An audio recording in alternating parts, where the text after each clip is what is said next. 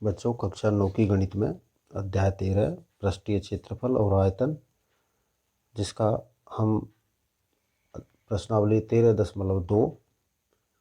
13.2 के हम 1 से 6 प्रश्न पिछले वीडियो में हल कर चुके हैं। आज हम भाग 2 में प्रश्न संख्या 7 से और 11 तक के प्रश्नों को हल करेंगे। ठीक है, तो देखिए सबसे पहले प्रश्न संख्या 7। प्रश्न संख्या 7 में हमें दिया है बच्चों, किसी वृत्ताकार कुएं का आंतरिक व्यास 3.5 मीटर है और यह 10 मीटर गहरा है। ज्ञात कीजिए आंतरिक वक्र पृष्ठीय क्षेत्रफल और 40 रुपये प्रति मीटर स्क्वायर की दर से वक्र पृष्ठ पर प्लास्टर कराने का व्यय। सबसे पहले हम यहाँ इसके मुख्य बिंदु लिख लेते हैं। कुएं का आंतरिक व्यास बराबर 3.5 मीटर और बच्चों इसे हम किस में कन्वर्ट कर देते हैं, त्रिज्या में। r बराबर 3.5/2 मीटर, ये हमारी त्रिज्या हो गई। और इसकी जो गहराई है यानी ऊंचाई जो है, गहराई या ऊंचाई, ये हम दोनों लिख सकते हैं यहाँ पर, गहराई ऑब्लिक ऊंचाई। बेलनाकार मानेंगे तो ऊंचाई कितनी है, 10 मीटर है। ठीक है, सबसे पहले क्या करना है इसमें हमको, नंबर 1 आंतरिक वक्र पृष्ठीय क्षेत्रफल। आंतरिक वक्र पृष्ठीय क्षेत्रफल क्या होता है, सूत्र हमें पता है, 2 पाई आर एच। बच्चों 2 पाई का मतलब 22/7, आर कितनी है 3.5/2 और एच क्या है 10। ठीक है, यहाँ तक समझ में आ गया। अब देखिए 7 से हमने इसे काट दिया 0.5। ठीक है, पॉइंट को हटाने के लिए नीचे 0 लगा दिया। ये 10 से 2 बार 2 से ये काट दिया हमने। क्या बचा आपके पास, 22 × 5 और 22 पंजे कितना होता है, 110 मीटर स्क्वायर। ये आ गया हमारा कुएं का वक्र पृष्ठ का क्षेत्रफल। ठीक है, वक्र पृष्ठ का क्षेत्रफल कंप्लीट। सेकंड में हमसे क्या पूछा है, 40 रुपये प्रति मीटर वर्ग स्क्वायर की दर से, यानी 40 रुपये प्रति मीटर स्क्वायर की दर से प्लास्टर का खर्चा, प्लास्टर कराने का व्यय निकालना है आपको। व्यय क्या होगा, देखिए 1 मीटर स्क्वायर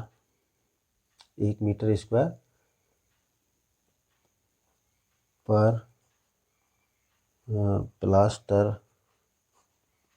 का व्यय कितना है, 40 रुपये। हमारा कितना है, 110 मीटर स्क्वायर पर प्लास्टर का खर्च 40 × 110, 11 चौका 44, 1 2, यह आ गया हमारा 4400 रुपये। ये आपका प्रश्न संख्या 7 कंप्लीट। अब देखते हैं प्रश्न संख्या 8। बच्चों 8वें प्रश्न में दिया है हमें, गर्म पानी द्वारा गर्म रखने वाले एक संयंत्र में 28 लंबाई और 5 सेमी व्यास वाला एक बेलनाकार पाइप है। तो सबसे पहले तो हम उस बेलनाकार पाइप का व्यास लिख लेते हैं। बेलनाकार पाइप का व्यास बराबर कितना है, 5 सेमी। आर कितनी हो गई, 5/2 यानी 2.5 सेमी। ठीक है बच्चों, और इसकी जो ऊंचाई है यानी लंबाई मीन्स जब उसको हम ऐसे खड़ा करेंगे, इस तरह से खड़ा करेंगे तो वो उसकी ऊंचाई हो जाएगी। तो यहाँ क्या लिख देते हैं, ऊंचाई बराबर है 28 मीटर, 28 मीटर हो गई। ठीक है, अब देखिए, अब हम आगे चलते हैं। सबसे पहले बेलनाकार जो पाइप है उसमें इसने क्या कहा है कि गर्म रखने वाले एक संयंत्र में, तो ऊपर से भी नीचे से भी जो संयंत्र में जो गर्मी देने वाला जो कुल भाग है वो ऊपर नीचे और वृत्ताकार सारा होगा, यानी कुल मिलाकर हमें कुल पृष्ठीय क्षेत्रफल निकालना है इसमें, तो हम यहाँ क्या लिखेंगे, सबसे पहले तो आपने ये नोट कर लिए। अब देखिए बेलनाकार पाइप का कुल पृष्ठीय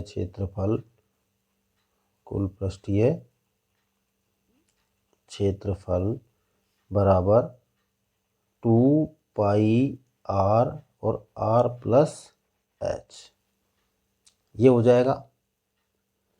अब देखिए यहाँ पर क्या करना है आपको, ये सेमी था जो हमने यहाँ सेमी में कर लिया, ये मीटर में 28 मीटर है, तो इसे भी आपको मीटर में कन्वर्ट करना पड़ेगा। तो मीटर में करेंगे तो क्या करते हैं, 100 का भाग देते हैं। 100 का भाग देंगे तो मैं यहाँ कर देता हूँ इसको, आप देख लेना।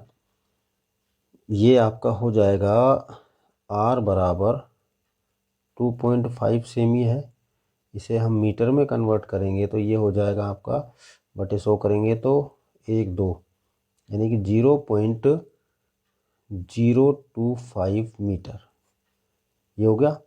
और h क्या है, h बराबर है 28 मीटर। ये हमारी चली रही है साथ में।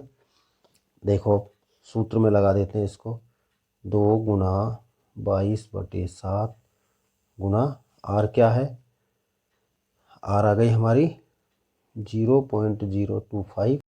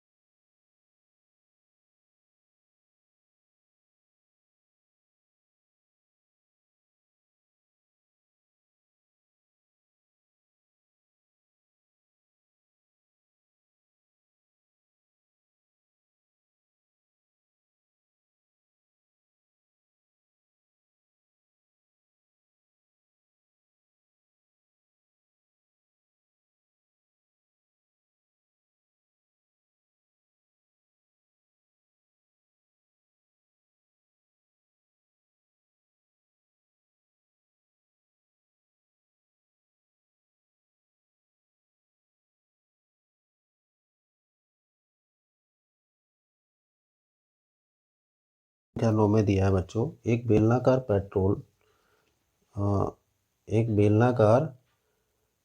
पेट्रोल की बंद टंकी का पार्श्व भाग या वक्र पृष्ठीय क्षेत्रफल जिसका व्यास कितना दिया है 4.2। तो सबसे पहले हम क्या लिख लेते हैं, यहाँ पर व्यास बराबर 4.2 मीटर है, ठीक है।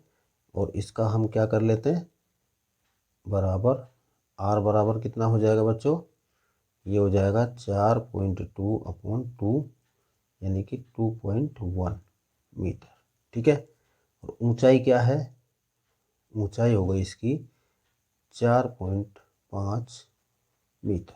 ये दो चीज़ तो हमने ये पकड़ ली। अब इस टंकी को बनाने के लिए कुल इस्पात कितना लगा होगा, यदि इस्पात का 1/12 भाग बनाने में नष्ट हो गया है, तो सबसे पहले तो हम इसका कुल पृष्ठीय क्षेत्रफल निकाल लेते हैं टंकी का। क्या निकालेंगे, पेट्रोल की जो टंकी है उसकी त्रिज्या हमें मिल गई, ऊंचाई मिल गई, तो इसने कहा है कि उसकी पार्श्व या अच्छा वक्र पृष्ठीय क्षेत्रफल है। तो यहाँ लिखेंगे हम बेलनाकार, क्या लिखेंगे, बेलनाकार पेट्रोल की टंकी की त्रिज्या आर तो कितनी हो गई 2.1 और एच क्या हो गई 4 मीटर।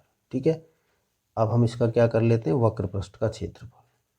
सबसे पहले वक्र पृष्ठीय यानी पार्श्व क्षेत्रफल बराबर 2 गुणा 22/7 गुणा 2.1 गुणा 4.5। ये हो गया। 7 से हमने इसे काटा 0.3 अब बाहर गया। 22 दूनी 44, 44 को 3 से 4 दिया 12, 13.2 हो गया। 13.2 को 45 से गुणा करना है तो कैलकुलेशन कर देता हूँ मैं इसकी। 2 मिनट वेट कीजिए। फाइनली आएगा बच्चों इसमें आपका 59.4 मीटर स्क्वायर। ये हो गया इसका वक्र पृष्ठ का क्षेत्रफल। ठीक है, अब हमें क्या करना है, पेट्रोल टंकी का वक्र पृष्ठीय क्षेत्रफल हमारे पास आ चुका है। अब कुल पृष्ठीय क्षेत्रफल और इसका निकालना है हमें। तो कुल पृष्ठीय क्षेत्रफल के लिए देखिए, कुल पृष्ठीय क्षेत्रफल ये निकाल लेते हैं। इसका सेकंड है ये आपका फर्स्ट हो गया।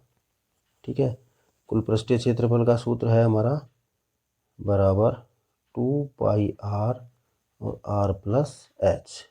ठीक है, 2 गुणा 22/7 गुणा 2.1 और 2.1 प्लस 4.5। ये हो गया। सबको कर देते हैं कैलकुलेट, बराबर करेंगे इसको। तो देखिए ये आपका 0.3 और यहाँ आपके पास फाइनल बच जाएगा अब 2 गुणा 22/7 पूरा ही लिख देता हूँ गुणा 2.1 और गुणा ये हो गया आपका 6.6। ठीक है, 6.6 हो गया। अब काट दीजिए 0.3 और 4 22 दूनी 44, 13.2 और 6.6 सबको गुणा कर लेता हूँ। रुकिए, ये आया हमारा 87.12 मीटर स्क्वायर। ठीक है, अब इसने क्या कहा है कि 1/12 भाग इसका किस में चला जाता है, नष्ट हो जाता है। तो हम इसमें कुल भाग क्या मान लेते हैं, मान लीजिए कुल भाग क्या है हमारा x मीटर स्क्वायर है। लगा हुआ जो कुल इस्पात है, तो मैं यहाँ लिख रहा हूँ बच्चों, इसको अलग से देखना आप। यहाँ माना कुल इस्पात क्या मान लें, x मीटर स्क्वायर है। ठीक है, उसमें से कितना खराब हो गया, नष्ट हो गया 1/12 x मीटर स्क्वायर। ठीक है, तो देखिए खराब हो गया, खराब या नष्ट बराबर 1/12 x मीटर स्क्वायर। x तो लगेगा ही, x मीटर स्क्वायर ये खराब हो गया। ठीक है, तो शेष क्या बचा, शेष के लिए हम क्या करेंगे, इसमें से इसको घटा देते हैं। तो शेष के लिए देखिए, शेष इस्पात x माइनस 1/12 x, एक x है, एक में से एक, इसको पूरा 12 हो जाएंगे, 12x में से एक x जाएगा तो 11/12 x m स्क्वायर यानी मीटर स्क्वायर। ये आपके पास शेष बच गया। अब ये किसके बराबर है, ये हमारा इस 87.12 मीटर के बराबर आना है। तो हम क्या लिख देंगे, 11/12 x बराबर 87.12। देखिए x का मान निकालना है, तो हम क्या करेंगे, अब x बराबर हो जाएगा आपका 87.12 और गुणा में 12 और बटे में 11। ये हो जाएगा इसके साथ। इसकी कैलकुलेशन करते हैं बच्चों, 1 मिनट वेट कीजिए। देखिए बच्चों, इन सबको जब हम गुणा करते हैं 87.12 इंटू 12 जब करते हैं तो हमारे पास आता है 1045.44/11। अब 11 का भाग इसमें देंगे तो देखिए 11 का भाग हम 104 तक देते हैं, 11 9 99, बच गए 5, 55, 11 पंजे 55, पॉइंट का पॉइंट। अब 44 है तो 11 चौका 44 पूरा पूरा गया था, इसलिए 04 ये आपको आ गया। तो यहाँ आप इसका फाइनल उत्तर क्या लिख देंगे? फाइनल उत्तर हम इसका लिखेंगे बच्चों कि टंकी को बनाने में कुल जो इस्पात लगा होगा वो कितना होगा। ये हमारा आया है 95.04 मीटर स्क्वायर। ये आपका फाइनल उत्तर है, यानी कुल इस्पात जो लगा होगा टंकी में वो, या मैं लिख देता हूँ कुल इस्पात जो टंकी में लगा बराबर 95.04। ये आपका 9वां प्रश्न यहाँ पर कंप्लीट होता है। अब देखते हैं प्रश्न संख्या 10। देखिए बच्चों, प्रश्न संख्या 10 दिया है यहाँ पर। आकृति में आप एक लेफ्ट साइड का फ्रेम देख रहे हैं। इसे एक सजावटी कपड़े से ढका जाना है। इस फ्रेम के आधार का व्यास, मैं लिख रहा हूँ यहाँ पर, आधार का व्यास, आप प्रश्न पढ़ते रहें सामने, बराबर है 20 सेमी। तो आर क्या हो जाएगी 20/2 यानी 10 सेमी, ये हो गई। ठीक है, और ऊंचाई है 30 सेमी। ऊंचाई क्या दी गई है? ऊंचाई बराबर 30 सेमी है। ठीक है बच्चों, यहाँ तक आपने लिख लिया। तो फ्रेम के ऊपर और नीचे मोड़ने के लिए दोनों ओर 2.5 सेमी अतिरिक्त कपड़ा भी छोड़ा जाना है। छोड़ देंगे, कोई बात नहीं। ठीक है, ज्ञात कीजिए कि लेफ्ट साइड को ढकने के लिए कुल कितने कपड़े की आवश्यकता होगी। अब जो 2.5 सेंटीमीटर छोड़ना है बच्चों वो हम बाद में देखेंगे। पहले हमें क्या करना है, यहाँ पर इसका जो फ्रेम है उस फ्रेम के ऊपर और नीचे मोड़ने के लिए जो दोनों तरफ 2.5 अतिरिक्त कपड़ा सहित चाहिएगा ऊंचाई, उसको इसमें जोड़ लेते हैं हम। किसमें? ऊंचाई में।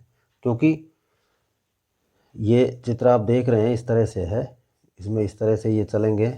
ठीक है, तो यहाँ जो ऊंचाई जो इसकी आएगी, ये ऊंचाई इसमें यहाँ मोड़ने के लिए 2.5 और यहाँ भी 2.5। तो ये आपकी जो 30 है ना, ये 30 आगे तक मोड़ने के लिए इस तरह से जो मुड़ेगा कपड़ा 2.5 और 2.5, ये टोटल कितना हो जाएगा बच्चों? ये हो जाएगा आपका 30 + 2.5 + 2.5 यानी 35 सेमी हो जाएगा।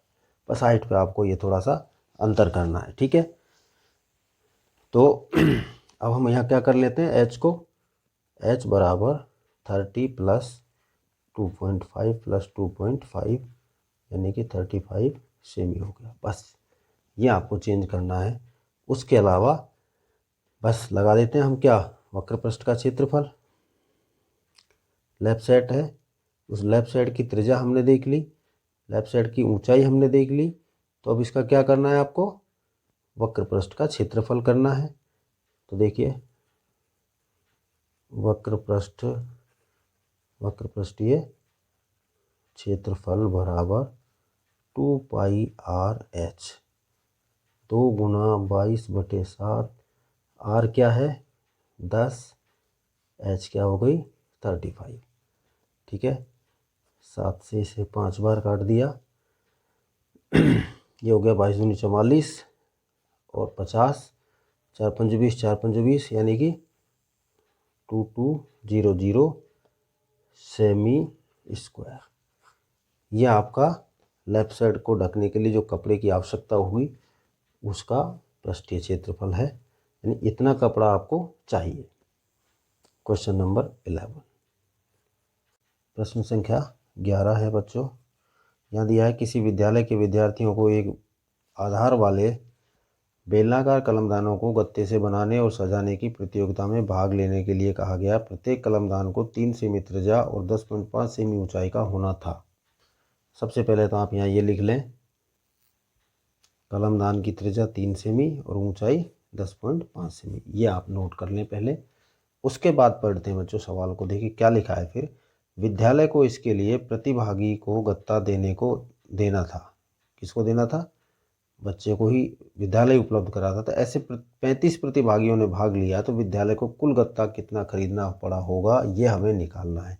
अब एक चीज़ तो आपको ये देखनी है कि विद्यार्थियों ने जो कलमदान बनाए हैं उनमें क्या करना था, बेलनाकार है लेकिन ऊपर से कलमदान खुला रहेगा। याद रखें, ऊपर से कैसे रहेगा, खुला रहेगा। तो इसमें हमको क्या करना है, वक्र पृष्ठ का क्षेत्रफल प्लस एक बंद भाग जो नीचे का है उसका क्षेत्रफल, ये दो निकालने हैं। ठीक है, क्योंकि ऊपर वाला हिस्सा में खुला रखना है। तो देखिए इसमें दो सूत्र आपको लगाने हैं। ये कलमदान है, समझ लीजिए आप, कलमदान है ये। ठीक है, ये ऊपर का हिस्सा तो आपका कैसा रहेगा, ये तो खुला हुआ रहेगा और नीचे से ये बच्चों बंद रहेगा। और ये हो गया उसका वक्र पृष्ठ पूरा, ये पूरा वक्र पृष्ठ है। ठीक है, तो हमें इसमें दो सूत्र लगाने हैं। तो सबसे पहले हम क्या करेंगे, कलमदान को ऊपर से खुला हुआ है ये रखना है ध्यान में, और गत्ते का क्षेत्रफल आपको निकालना है। तो देखिए गत्ते का क्षेत्रफल केवल एक कलमदान का निकाल रहे हैं हम, ध्यान रखना। लिख देता हूँ इसमें यहाँ पर, छोड़ो इसको कट करते हैं। एक कलमदान में लगने वाले गत्ते का क्षेत्रफल बराबर, बच्चों, वक्र पृष्ठीय क्षेत्रफल प्लस वृत्ताकार भाग नीचे वाला का क्षेत्रफल, ये दो चीज़ आपको लगानी है इसमें। ठीक है, तो वक्र पृष्ठ का तो क्या हो जाएगा, 2πr/h और प्लस में πr²।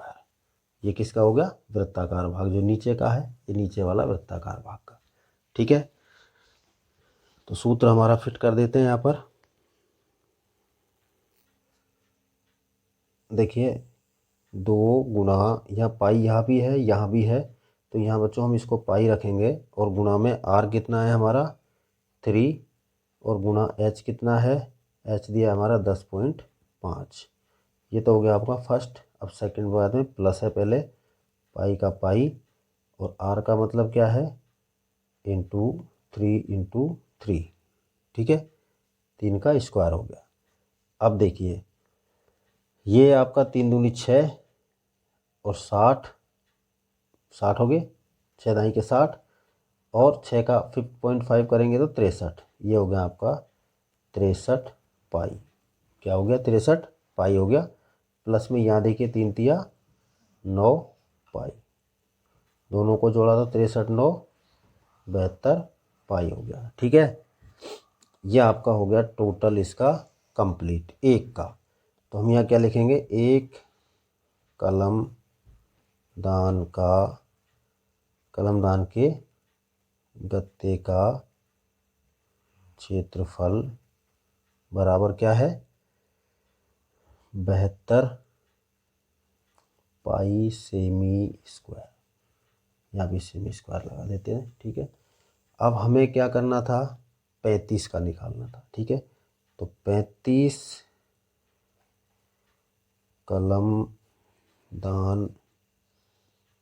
कलमदानों में गत्ते का क्षेत्रफल बराबर क्या करेंगे, 35 गुणा ये 72 है, 72 और पाई की जगह क्या कर देंगे 22/7 ये कर देंगे। तो देखिए 7 से ये 35 हमने 5 बार काट दिया। कितनी बार काट दिया, 5 बार। अब 22 पंजे 110 और 72 इस सब को गुणा कर दीजिए। हाँ, 22 पंजे 110 गुणा 72, 0 11 दूनी 22 2 11 7 77 7920। ठीक है, तो क्या आ जाएगा हमारे यहाँ पर 7920 सेमी स्क्वायर। इतने गत्ते की आवश्यकता होगी 35 कलमदान बनाने के लिए। ठीक है, तो बच्चों इस तरह हमारा ये प्रश्न यहाँ 11वां समाप्त होता है। और इस 11वें प्रश्न के साथ ही बच्चों हमारी प्रश्नावली 13.2 यहाँ पर समाप्त होती है। उम्मीद करता हूँ सभी प्रश्न आपको समझ में आ गए होंगे। ठीक है, थैंक यू।